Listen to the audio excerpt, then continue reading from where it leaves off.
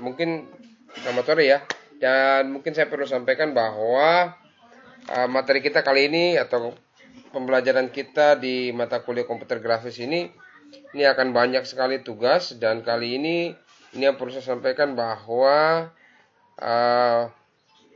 saya akan memberikan nilai mungkin kali ini agak sedikit sulit ya, tidak seperti kemarin, karena untuk materi hari ini atau mata kuliah yang saya ampu kali ini memang mengharuskan seperti begitu ya.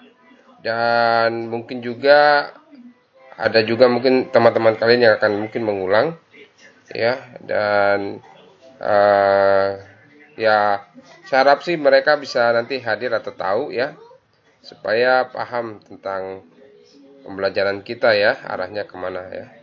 Ya, sore hari ini ya, kita akan belajar atau kita akan membahas mengenai logo ya, mengenai logo.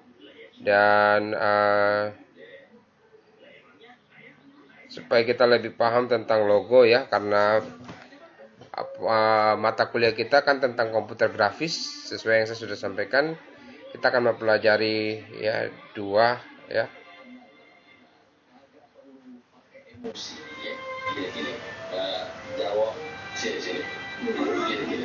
Keluar dua ya.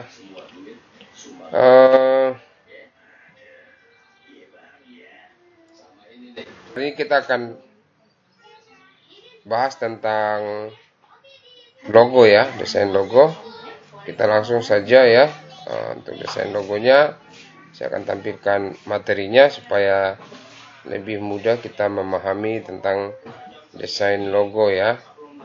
Nah, kalau kita sudah pahami, kita akan mengerti arahnya cara buat desain logo seperti bagaimana ya. Sabar saya coba ini ya. Oke, kelihatan ya untuk materi kita ya, desain logo.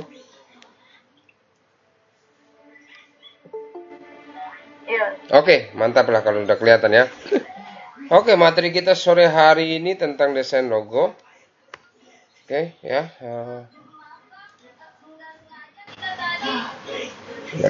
Oke. Nah, kalau kita lihat di sini ya, ini pengertian logo ya. Jadi kata logo itu sebenarnya diambil dari kata logotype ya, yang biasanya atau mulanya digunakan pada tahun 1810 sampai 1840 ya.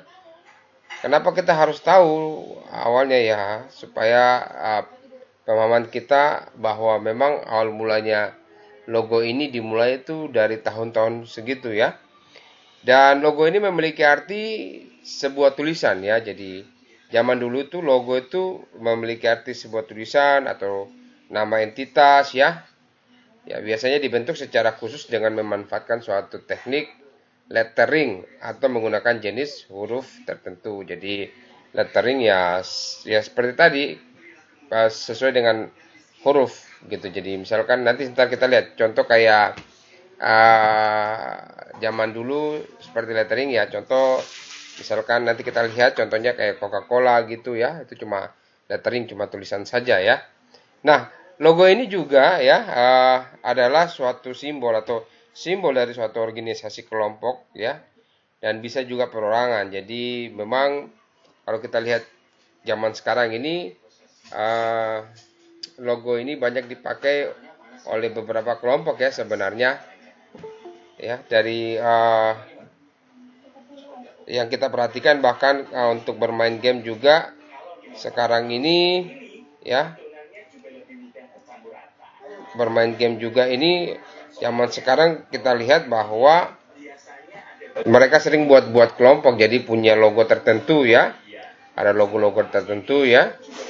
Dan biasanya kalau untuk perorangan biasanya dia mungkin untuk identitas dia sendiri, jadi supaya dia bisa lebih terkenal ya. Artinya bahwa contoh kalau macam misalkan si A ya, dia ahli di bidang ini ya, dia bisa buat logo sesuai dengan keinginan dia pakar situ ya.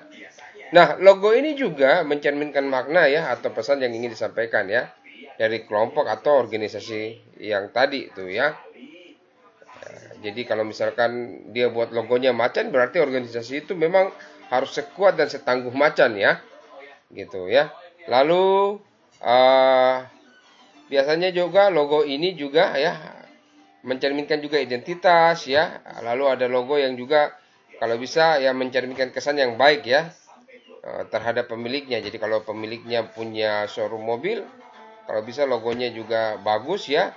Jadi ketika dia buat logo, orang akan mengerti bahwa logo ini arahnya ke mobil ya, atau logo ini punya si A ya, dan si A ini reputasinya juga bagus, biasanya seperti begitu. Jadi dalam pembuatan logo sebenarnya tidak perlu asal-asalan ya, atau jangan asal jadi aja, tapi perlu banyak kajian yang perlu nanti kalian lihat ya. Oke, lanjut lagi ya. Ini ada beberapa aspek logo ya, atau lambang ya, logo juga sama ya, yang perlu kalian perhatikan ketika membuat ya. Yang pertama, logo itu bersifat sederhana ya, atau sederhana Mel sedikit satu bar. Logo itu bersifat sederhana ya. Kenapa sederhana? Karena kalau banyak variasi ya, pesan dari logo itu kadang susah dicerna. Tapi kalau logo itu sederhana ya, pesan yang disampaikan itu sangat mudah dicerna ya, gitu ya. Nah, berkaitan dengan sederhana juga, ketika kita buat logo itu juga sederhana, maka yang kita bisa lihat banyak ruang, jadi dia tidak terlalu sempit ya. Bukan banyak ruang kosong, tidak terlalu banyak ruang kosong juga kurang bagus. Kenapa? Karena desain itu juga nanti tidak proporsional ya. Nah, ada juga beberapa logo yang sederhana ya, yang biasanya mungkin hanya bentuk bulat ya. Lalu ada juga yang biasanya logo juga cuma hanya bentuk garis ya, itu sederhana. Contoh kayak Mandiri itu kan logonya cuma bentuk garis apakah selendang yang kayak gitu ya. Nah, itu yang disebut dengan sederhana ya. Nah, lalu yang kedua, aspek kedua ketika kita membuat logo ya, logo itu harus bisa diingat ya dan dimengerti ya. Kenapa bisa diingat dan dimengerti? Karena logo yang kita buat itu harus mencerminkan pesan atau identitas dari sebuah perusahaan atau organisasi tertentu ya, dalam sekali lihat. Jadi misalkan kalau kita lihat ya tadi logo Mandiri ya, maka kita udah tahu kalau kayak gitu berarti itu logo Mandiri. Atau mungkin misalkan yang paling mudah saja, kita kalau pergi makan ya, mungkin ada logo yang sangat simpel. Ketika kita minum minuman, contoh Coca-Cola, Fanta itu ya, sangat mudah sekali ya. Kita bisa langsung lihat ya, kita mengerti langsung ya. Oh, ini punyanya Coca-Cola, ini punyanya Fanta ya. Atau mungkin misalkan kalau di pertelevisian ya, kita bisa lihat logo misalkan contoh kalau kayak ikan terbang Indosiar ya. Atau mungkin kalau di logo-logo klub-klub game sekarang yang lagi naik atau terkenal, contoh kayak RRQ, EVOS, kita lihat langsung kita udah tahu ya. Nah, lalu ketiga, logo ini harus mempunyai aspek yang tahan lama. Kenapa tahan lama ya? Nah, kalau logo ini dia tidak tahan lama ya, nanti seiring dengan waktu kita akan merubah logo tersebut ya. Seiring dengan waktu kita akan merevisi atau mendesain ulang logo tersebut ya. Nah, logo contoh yang misalkan tahan lama yang bisa kalian lihat, contoh yin dan yang. Logonya itu tahan lama ya. Tahan lama sekali itu logo ya. Lalu ada logo juga yang tahan lama. Kalau kita lihat contoh apa ya, saya lupa lagi. Nah, logo yang tidak tahan lama, misalkan contoh logo RCTI itu udah berapa kali berubah tuh bentuknya ya. Tulisan RCTI-nya berubah ya. Lalu logo sepertinya logo SCTV itu ada sedikit berubah ya. Kenapa? Karena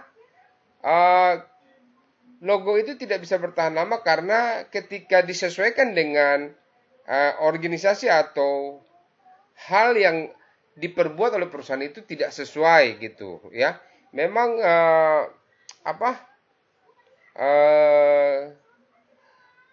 pengertian dari logo yang dibuat itu sudah bagus. Cuma contoh kalau RCTI misalkan R-nya atau kepala burungnya terlalu kaku kan tidak luwes, kelihatannya kurang enak dilihat. Makanya perlu didesain ulang ya. Nah, salah satu contohnya ya logo yang desain paling lama ya Yin dan Yang itu paling lama ya. Lalu aspek yang keempat yang perlu kita perhatikan adalah logo ini enak dipandang ya. Logo ini apa? Enak dipandang ya. Oke, logo enak dipandang ya. Nah, logo yang enak dipandang ini artinya logo itu ya harus rapi ya. Jadi logo itu rapi, tersusun dengan baik, layoutnya bagus, seperti dasar-dasar desain yang kemarin yang sudah kita pelajari ya. Nah, kalau logo ini tidak rapi, acak-acakan ya orang akan lihat bahwa ya perusahaan atau organisasi yang mempunyai logo ini ya tidak profesional atau asal-asalan lah ya. Contoh apa ya, saya lupa lagi, saya ini ya lupa taruh judul apa contohnya, tapi yang pasti seperti gitu ya, bahwa kalau tidak enak dipandang komposisinya kurang bagus, jadi tidak enak ya. Nah, lalu aspek yang kelima yang kita perlu perhatikan dalam aspek-aspek logo ya, yang kelima itu harus sesuai fungsi ya. Logo ini harus sesuai fungsi ya. Ya, jadi logo ketika dia sesuai fungsi maka terlihat lebih enak. Jadi orang mengerti. Misalkan contoh ya, logo restoran tapi gambarnya handphone ya, kan lucu ya. Jadi tidak sinkron. Jadi kalau logo restoran biasanya berkaitan dengan makanan ya, berkaitan dengan sendok atau alat-alat makan ya, seperti gitu ya. Kalau logo handphone ya berkaitan juga dengan misalkan handphone tersebut mungkin atau tidak. Kalau nggak handphone ya mungkin kata-kata yang arahnya ke handphone ya. Biasa misalkan kalau Mitrasel atau apalah gitu ya. Biasanya seperti gitu ya. Nah, ketika kita salah menempatkan logo ya. Misalkan tadi logo restoran terus di dalamnya handphone ya. Ketika orang masuk, orang akan salah. Jadi logo ini menyesatkan. Seperti tadi di poin ke-4 ya. Poin ke-4 itu logo yang acak-acakan, itu yang tidak sesuai ya. Ya. Lalu aspek yang ke-6 yang perlu kita perhatikan, logo ini harus tepat ya. Logo ini harus tepat ya. Nah, yang dimaksud tepat ini ketika dalam pembuatan logo ini elemen-elemen yang harus kita perhatikan, contoh seperti warna, font ya, maskot dan lain-lain ya. Itu pemilihannya tepat ya, sesuai seperti contoh atau aspek yang kelima tadi. Misalkan kalau dia punya restoran ya pasang restoran, gambar-gambarnya mungkin makanan atau sendok atau garpu ya. Ya. Dan bisa untuk warnanya, misalkan sendok atau garpu warnanya juga bisa gelap, bisa terang ya. Atau warnanya juga mengikuti juga dengan alat makan yang ada di restoran tersebut ya. Seperti gitu ya. Nah, yang ketujuh, aspek-aspek logo yang ketujuh itu unik dan menarik ya.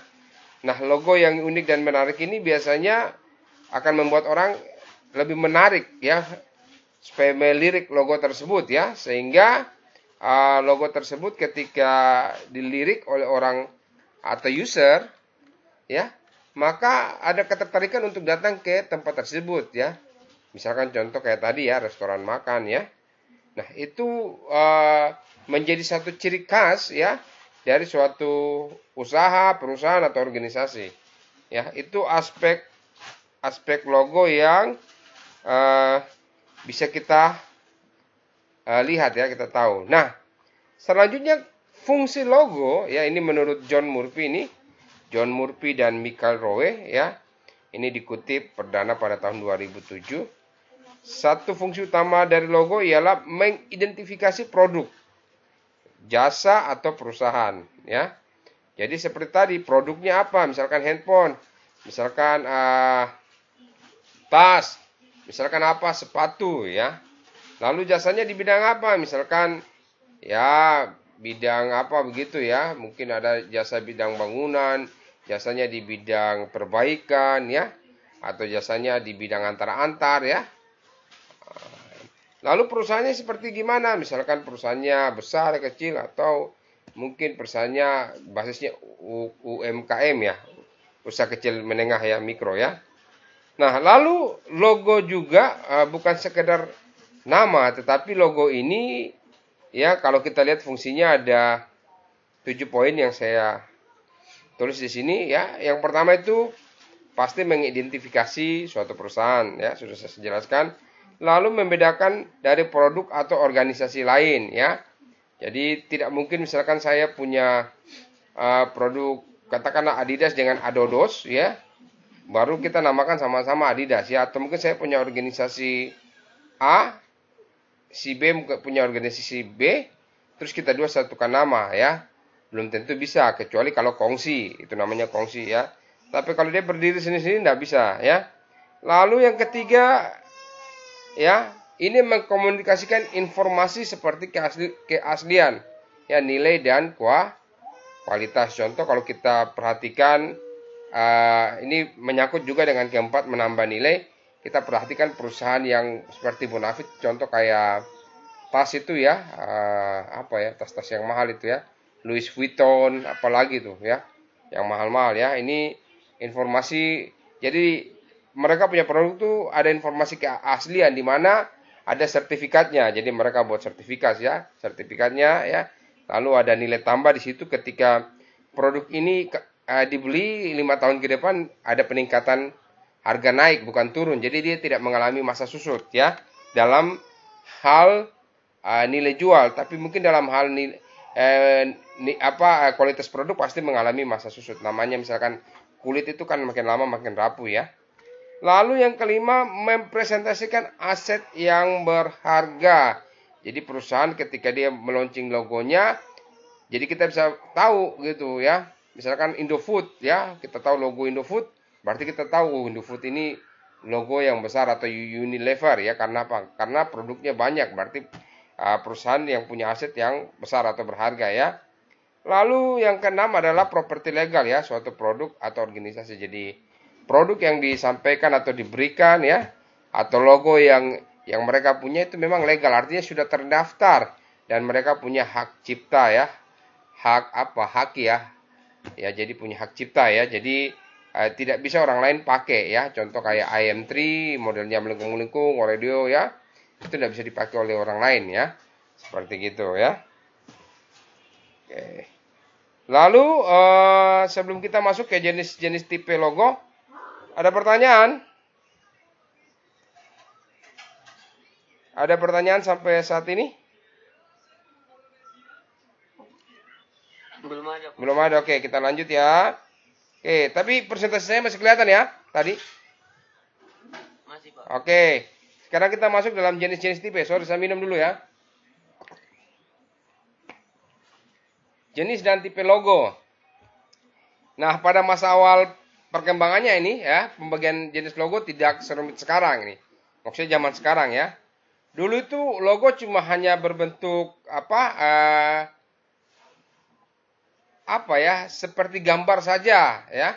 Atau mungkin misalkan logo itu biasanya kalau kita lihat zaman perang itu kan ada bendera-bendera logo. Jadi memang tidak yang aneh-aneh gitu. Jadi memang sedikit kaku ya. Kalau zaman perang itu ya. Dan memang mungkin keterbatasan ketika mendesain logo itu yang jadi masalah kalau zaman dulu ya. Kalau sekarang kan kita udah komputerisasi, jadi luas untuk hapus dan segala macam sangat mudah ya. Nah, pembagian jenis logo ini secara sederhana terbagi atas 2 bagian ya. Yaitu wordmarks ya, atau brand name, yaitu logo yang tersusun dari bentuk terucapkan ya, serta device mark atau brand mark yang tersusun dari bentuk tak terucapkan ya. Nanti kita lihat ya. Bisa juga logo ini terdiri atas keduanya, jadi bisa keduanya gabungan ya, yang merupakan kombinasi dari brand name dan brand mark ya. Nah, sebagai contoh untuk brand name adalah contoh misalkan brand name.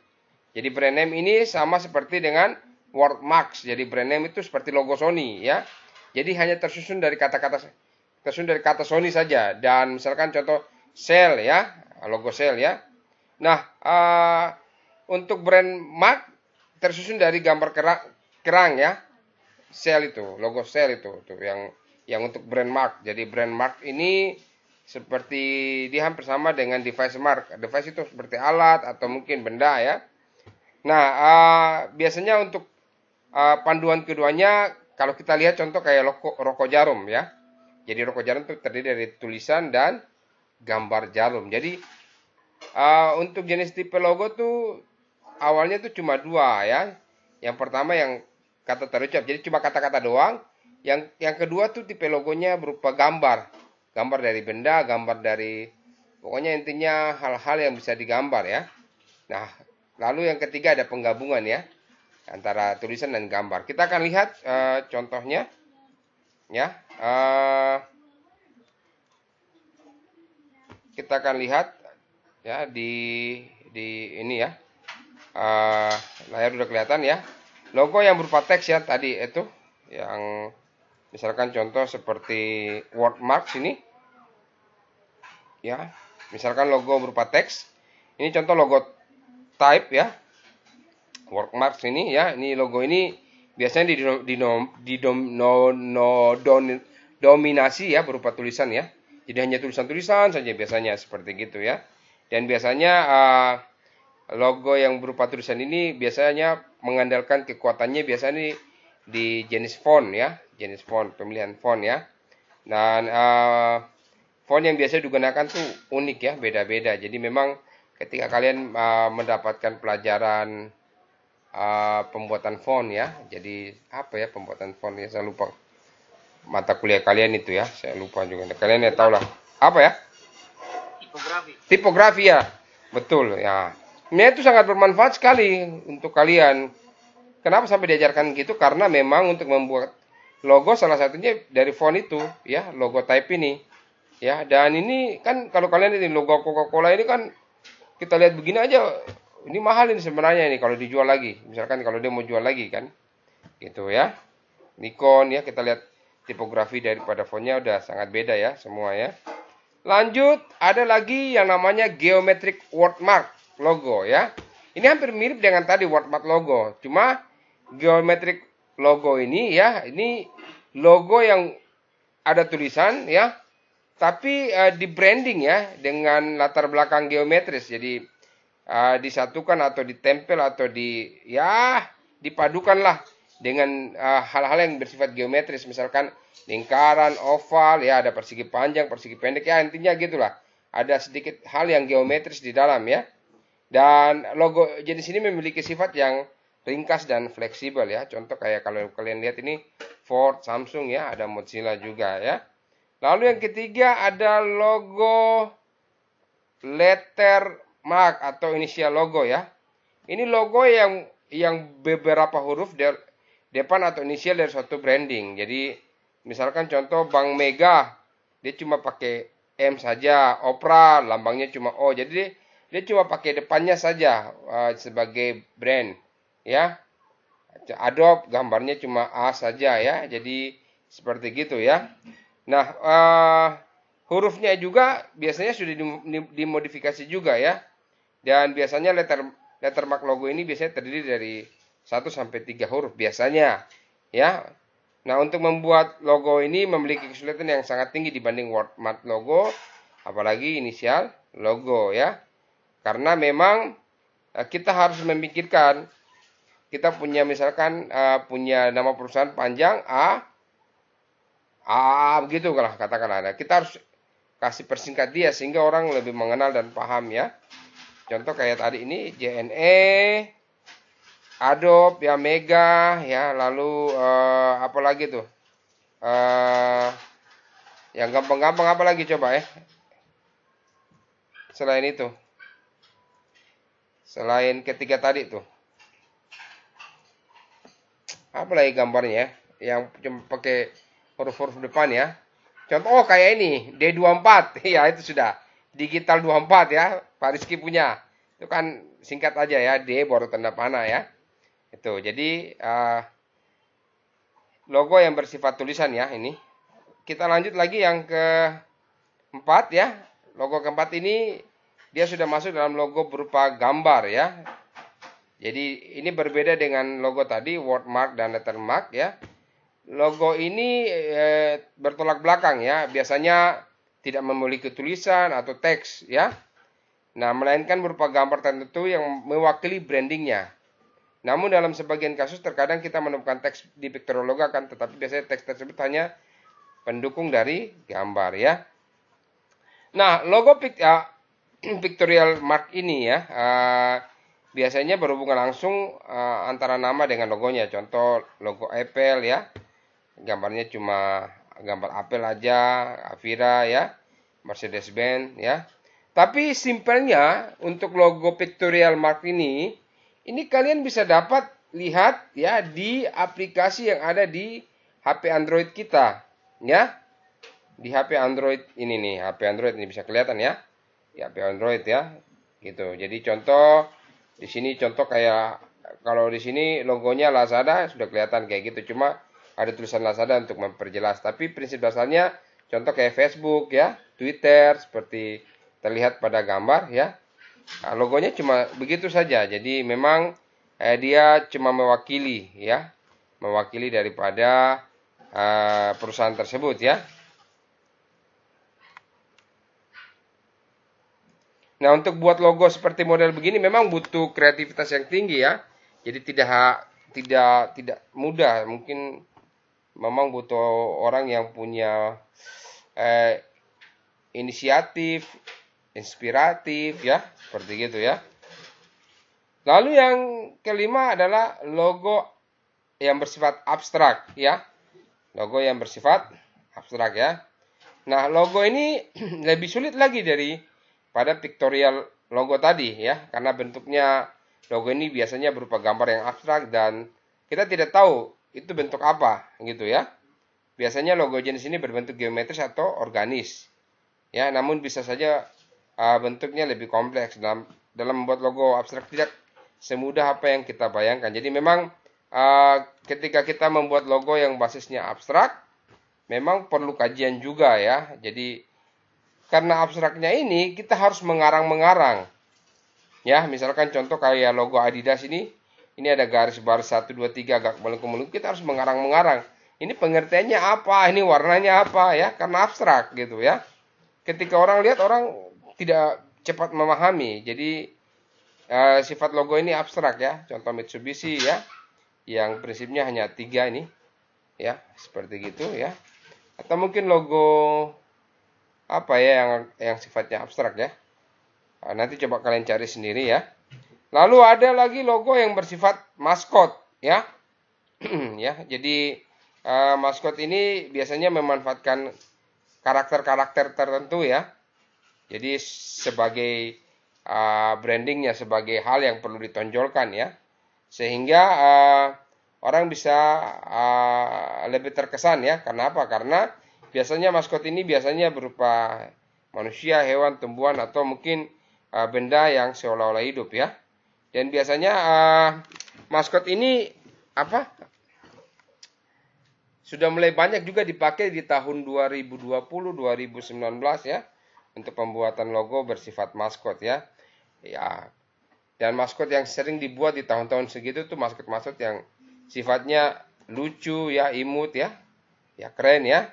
Dan mungkin ada juga yang maskot-maskot yang sifatnya seram juga ya, kalau memang orangnya suka horor ya. Tapi tergantung juga perusahaan atau mungkin usaha yang dibuat ya. Contoh kalau usaha makanan misalkan bakso setan guling-guling kah atau apalah gitu ya. Yang sedikit inilah kayak kalau kita nonton di televisi itu ada makanan yang sedikit namanya seram ya. Jadi kita bisa buat juga logo yang arahnya ke sana ya. Itu beberapa mengenai maskot tadi ya. Lanjut lagi, kita lanjut ke emblem logo ya, maskot yang sifatnya emblem logo ya. Ini biasanya kalau kita lihat, kita temukan ini biasanya di sepak bola ya, lalu di beberapa logo daerah ya.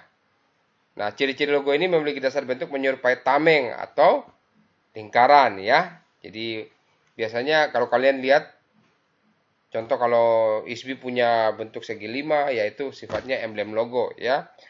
Atau mungkin tiap-tiap sekolah punya logo, yaitu sifatnya emblem logo ya. Biasanya terdapat juga tulisan nama ya. Biasanya kalau misalkan kalau di ISBI di bagian bawah mungkin ya. Tapi ISBI kayaknya nggak ada ya. Gitu. Kalau sekolah-sekolah kan biasanya ada juga yang tidak ya. Ya tergantung juga ya dari kajian yang kalian nanti kaji ya. Lalu juga ada lagi logo yang bersifat kombinasi ya. Jadi ini kombinasi dari beberapa jenis logo ya. Ya, dari logo yang sebelum-sebelumnya ya. Nah, logo ini biasanya versi lengkap ya, karena terdapat gambar, tulisan, lalu ada objek logo yang satu dengan yang lainnya saling mendukung ya. Dan memang kombinasi logo ini sebenarnya tidak terlalu susah, karena ketika kalian buat logo kombinasi ini, kalian cuma cukup melihat atau mencari referensi logo-logo yang ada, kalian tinggal satukan lalu kalian modifikasi dia, maka jadilah logo kombinasi ya. Jadi tidak terlalu susah untuk logo kombinasi. Kenapa? Karena semua logo referensinya sudah ada yang tadi saya sampaikan, tinggal disatukan saja, diubah sedikit udah jadi langsung ya logonya. Gitu ya. Nah, selanjutnya ini ya, kita perlu pelajari kenapa sampai ya perusahaan membutuhkan logo ya. Kalau saya bikin di sini ada 4 ya. Yang pertama itu representasi dari visi dan misi usahanya ya. Jadi dia menggambarkan ya apa saja yang disiapkan, disediakan, disajikan atau apa sajalah tentang perusahaan tersebut ya. Lalu yang kedua, ketika perusahaan itu mau punya logo atau kita sendiri yang ingin punya logo, ya kita harus memberikan image yang konsisten untuk identitas usaha kita. Jadi kalau logo itu bersifat makanan, ya arahnya ke makanan. Kalau bersifat untuk percetakan, bersifat usaha jasa keliling, ya seperti gitu ya. Jadi disesuaikan semua. Jadi ada konsistensi. Jadi kita mulai buat logonya dari situ, kita taruh di kartu nama, di kop surat, di website, blog, itu semua sama. Jadi tidak ada beda-beda. Misalkan saya punya 4 perusahaan, logo yang satu dengan logo yang lain kan pasti beda. Bahwa saya tempel-tempel di situ, tapi ini kirim ke itu salah ya. Nah, lalu yang ketiga, logo ini memudahkan konsumen dan calon konsumen mengenali usaha kita ya. Jadi memang ketika kita punya logo begini ya, kita harus mengerti dan paham bahwa dengan punya logo ya, maka orang yang akan datang ke tempat usaha kita, dia akan mengerti ya. Minta maaf misalkan dia logonya prinsipnya itu mungkin jualan elektronik, baru kita pasang di situ logo gambar sate, wah kan nggak connect ya. Jadi konsumen akan merasa bahwa dirugikan ya, seperti yang sudah saya jelaskan tadi. Lalu yang keempat adalah logo adalah bagian dari branding ya. Ya, jadi kalau branding ini kumpulan image usaha. Jadi kita punya usaha nih harus punya image sehingga orang kenal. Ketika orang kenal maka aja punya nilai jual ya. Dan ketika punya nilai jual kita bisa membangkitkan prestisius atau mungkin harga daripada usaha kita lebih naik lagi ya. Contoh kayak tadi saya sudah sampaikan, Louis Vuitton cuma tas saja bisa sampai ratusan juta ya. Ada juga kayak contoh Nagita Slavina kah, beli sendal itu harga 7 juta ya. Nah, itu menjadi branding ya. Nah, brand yang bagus dengan produk yang bagus itu merupakan hal yang bagus buat kita sebagai pemilik usaha nantinya ya. Dan kita juga bisa memuaskan konsumen dengan produk yang kita tawarkan juga bagus ya. Oke, jadi kesimpulan dari bahasa kita atau pembahasan kita sore hari ini mengenai desain logo ini ya. Jadi berdasarkan penjelasan saya tadi ya, kita bisa tarik kesimpulan ya mengenai logo ya. logo ini kalau kita perhatikan ya, ini suatu tanda, lambang atau simbol yang mempunyai arti tertentu ya, dan digunakan sebagai identitas untuk suatu entitas ya, seperti organisasi, perusahaan, produk atau lembaga tertentu ya. Nah, logo ini juga mampu menggambarkan citra atau suatu entitas ya, sehingga akan mudah dikenal oleh masyarakat. Logo juga punya peranan penting dalam hal kegiatan pemasaran promosi ya. Terlebih lagi jika logo tersebut punya desain yang unik dan positif ya. Nah, pastikan logo perusahaan atau bisnis kalian nantinya nih ya sudah memiliki kriteria yang sederhana, unik, mudah diingat ya, lalu ada serbaguna, sesuai dan tahan lama ya. Nah, jika kriteria tersebut sudah dipenuhi, maka tinggal kalian fokus ya, kembangkan usaha atau perusahaan kalian ya. Ya, dengan prinsipnya ada manajemen pemasaran, produk ya, keuangan dan yang lain-lain ya, tepatlah. Jadi dibimbing oleh orang-orang yang tepat ya. Dan kalian bisa lihat untuk referensi pembuatan logo ya. Pembuatan logonya referensi kalau kalian pakai Adobe Illustrator bisa nanti cek di link yang sudah saya tempatkan atau pada CorelDRAW, atau mungkin kalian bisa cari link-link lain juga yang ada di internet ya, yang bisa kalian gunakan untuk proses pembelajaran kalian nanti di rumah ya. Dan pastinya untuk pertemuan kali ini saya memberikan tugas ya.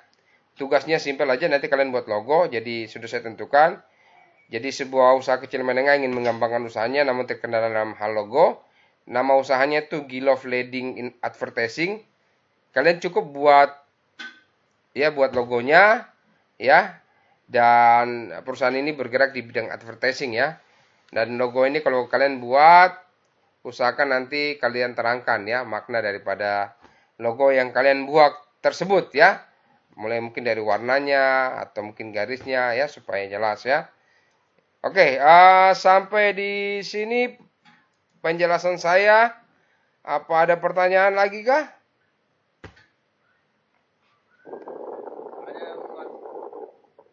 Ya, lanjut ya Tinus. Harus sekali tadi ya terlambat masuk jadi. Oh, tidak apa-apa ya Tinus, santai saja. Nanti jangan terlambat masuk lagi. Ya, Bang. Ada pertanyaan? Tanya di sini, kalau untuk tugas apa logonya itu macam perusahaan begitu gak Pak? Oh iya, tadi sudah saya sampaikan, perusahaannya namanya Gilov Leading Advertising. Tapi Bapak apa logonya tidak bebas Bapak? Maksudnya bebas begitu kan tidak Bapak? Logonya bebas, tapi logo itu harus berkaitan dengan nama perusahaan tadi, Gilov Leading Advertising. Gitu. Paham? Oke ya. Nanti untuk materinya nanti saya akan kirim ke grup kita. Nanti kalian lihat lagi untuk tugasnya. Saya ingatkan lagi untuk tugas yang kemarin buat foto ya. Jadi foto kalian foto pakai HP juga tidak apa-apa. Nanti dua foto dicetak ya untuk tugas kemarin ya, karena materi kita untuk semester ini atau kuliah kita untuk semester ini akan banyak tugas sekali ya, karena komputer grafis ya. Supaya kalian bisa lebih lagi menggerakkan tangan ya, menggerakkan otak juga supaya membuat segala sesuatu ya. Ya, kita mungkin prakteknya agak susah di kampus. Nanti kalian praktek aja di rumah, nanti lewat tutorial yang ada di internet ya, tidak susah. Atau tidak, kalian bisa minta bantuan kakak tingkat kalian nanti kan. Gitu ya, tidak susah ya. Begitu. Ada kendala lagi? Ada pertanyaan?